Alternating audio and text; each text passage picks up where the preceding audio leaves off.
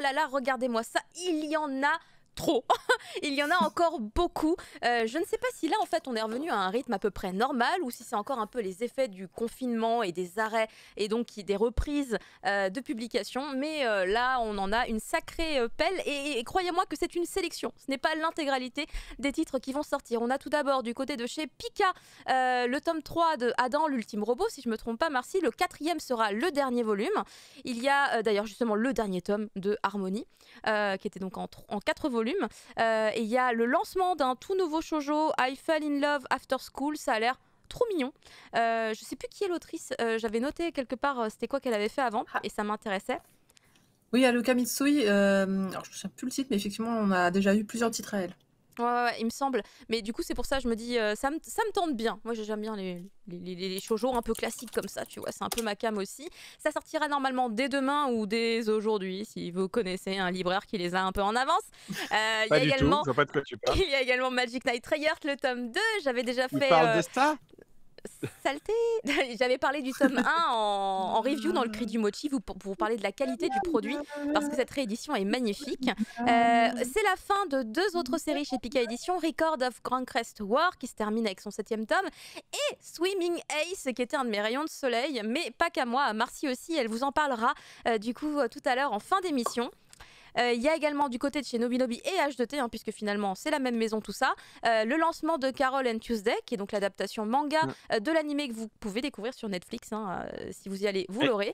Le lancement également de Flair Levium chez H2T, qui est la suite du coup de Flair Zero, donc de Salvatore, et j'arrive plus à lire son nom.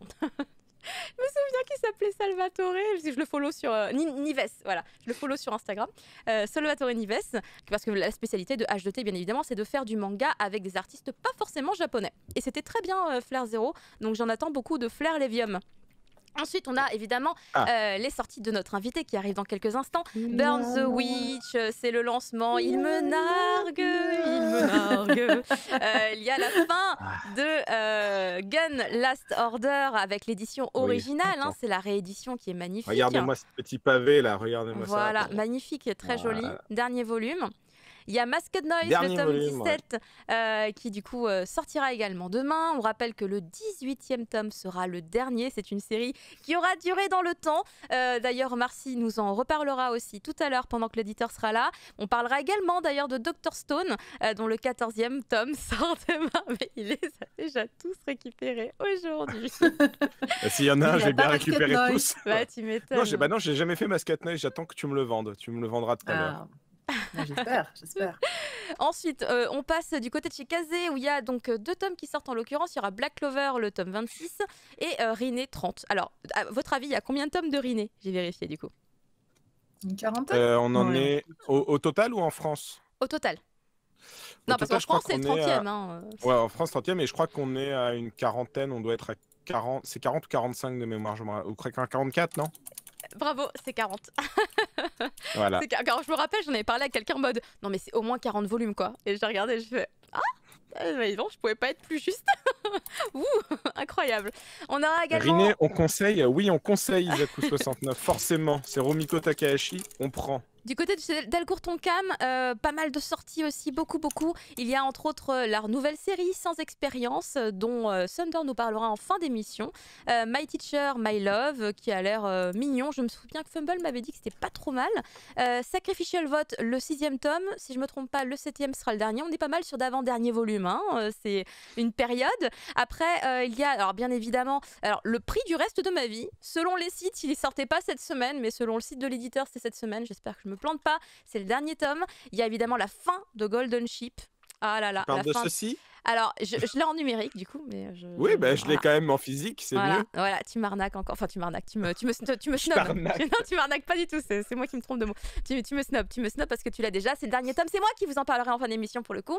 Il y a aussi donc de l'autre côté de l'horizon qui pour le coup est un début de série chez Delcourt Tonkam, mais dans leur collection Moonlight, donc la même collection que Le Prix du Reste de ma vie. Qui est une très bonne collection, très très chouette.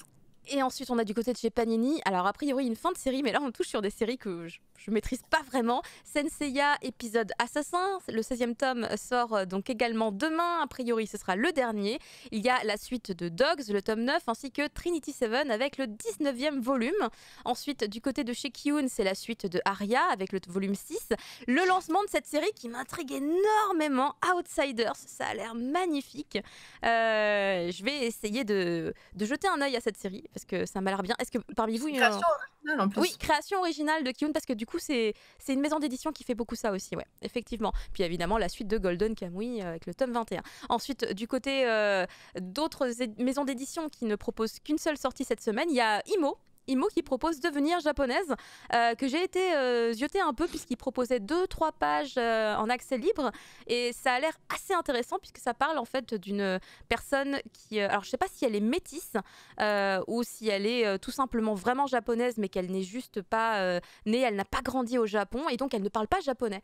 Et en fait son but ça va être de devenir japonaise, de renouer avec ses origines et je trouvais finalement le thème était vachement intéressant.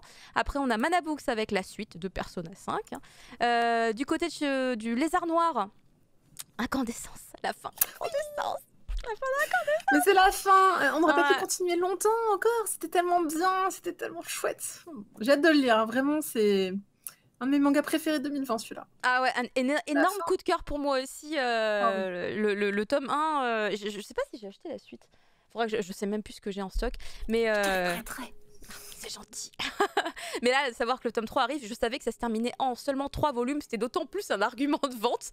Parce que je me disais, ok, seulement 3 tomes, parfait. Impeccable. Et sinon, on a Zenkamono qui sort également chez le Lézard Noir. C'est le 3e tome, mais ce n'est pas la fin du tout. Ensuite, du côté de chez Kana, on a alors évidemment Boruto, la suite. Le tome 11, le tome 4 de Cigarette and Cherry, le tome 22 de Shirayuki. Il y a le tome 22 qui est un peu caché, mais je me souviens que c'est le tome 22. On a également un début et une fin, puisque c'est la fin de Sky High Survival, mais qui réenchaîne directement sur Sky High Survival Next Level. Et enfin, le tome 3 de Yawara, mais attention, je vous le rappelle, encore une fois, ce n'est qu'une sélection. Il y a d'autres titres qui sortent cette semaine chez Kana. Oui. Est-ce que je peux juste montrer chez Glénat, moi, mon titre que tu n'as pas mis dans la sélection, mais je le mets quand même parce que la couverture est magnifique. Mais tu peux le remontrer après, puisqu'on va le montrer. On va en parler dès que notre invité sera avec nous. On va le remontrer. Ouais, mais j'en parlais quand même maintenant. J'avais envie parce que je l'avais dans les mains, tu vois. Je vois ça. Là, je t'arnaque. Là, tu vois, c'est là, tu m'arnaques, littéralement. Là, je te nargue pas, là, je t'arnaque. C'est dire qu'il veut m'apprendre le français. Pour ceux qui sont intéressés, pour Sky High Survival, le Next Level, il y a aussi un trailer qui est proposé par Kana, qui est disponible. Ah, génial, cool. Merci beaucoup. Et enfin, il va être temps d'accueillir notre invité. Je pense qu'on l'a assez fait patienter comme ça.